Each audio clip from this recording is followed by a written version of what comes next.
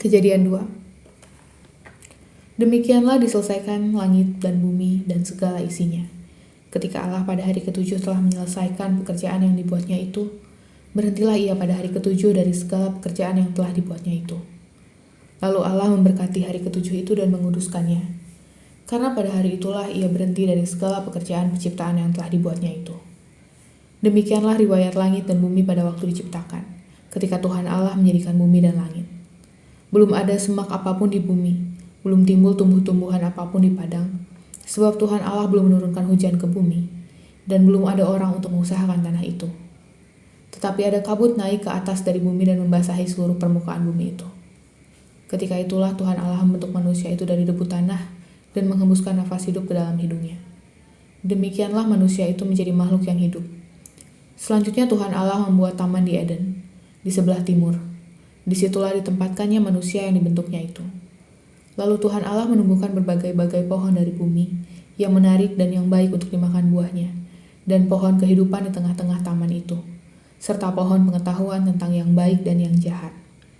Ada suatu sungai mengalir dari Eden untuk membasahi taman itu, dan dari situ sungai itu terbagi menjadi 4 cabang.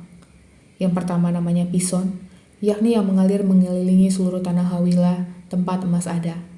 Dan emas dari negeri itu baik, di mana ada damar, berdolah, dan batu krisopras. Nama sungai yang kedua ialah Gihon, yakni yang mengalir mengelilingi seluruh tanah Kus. Nama sungai yang ketiga ialah Tigris, yakni yang mengalir di sebelah timur Asyur, dan sungai yang keempat ialah Efrat.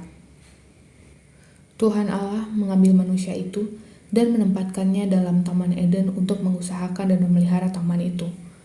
Lalu Tuhan Allah memberi perintah ini kepada manusia. Semua pohon dalam taman ini boleh kau makan buahnya dengan bebas. Tetapi pohon pengetahuan tentang yang baik dan yang jahat itu, janganlah kau makan buahnya. Sebab pada hari engkau makannya, pastilah engkau mati. Tuhan Allah berfirman, tidak baik kalau manusia itu seorang diri saja. Aku akan menjadikan penolong baginya, yang sepadan dengan dia. Lalu Tuhan Allah membentuk dari tanah segala binatang hutan dan segala burung di udara. Dibawanyalah semuanya kepada manusia itu untuk melihat bagaimana ia menamainya. Dan seperti nama yang diberikan manusia itu kepada tiap-tiap makhluk yang hidup, demikianlah nanti nama makhluk itu. Manusia itu memberi nama kepada segala ternak, kepada burung-burung di udara, dan kepada segala binatang hutan. Tetapi baginya sendiri, ia tidak menjumpai penolong yang sepadan dengan dia. Lalu Tuhan Allah membuat manusia itu tidur nyenyak. Ketika ia tidur, Tuhan Allah mengambil salah satu rusuk daripadanya, lalu menutup tempat itu dengan daging. Dan dari rusuk yang diambil Tuhan Allah dari manusia itu, dibangunnyalah seorang perempuan, lalu dibawanya kepada manusia itu. Lalu berkatalah manusia itu, inilah dia, tulang dari tulangku dan daging dari dagingku. Ia akan dinamai perempuan, sebab ia diambil dari laki-laki. Sebab itu seorang laki-laki akan meninggalkan ayahnya dan ibunya dan bersatu dengan istrinya, sehingga keduanya menjadi satu daging.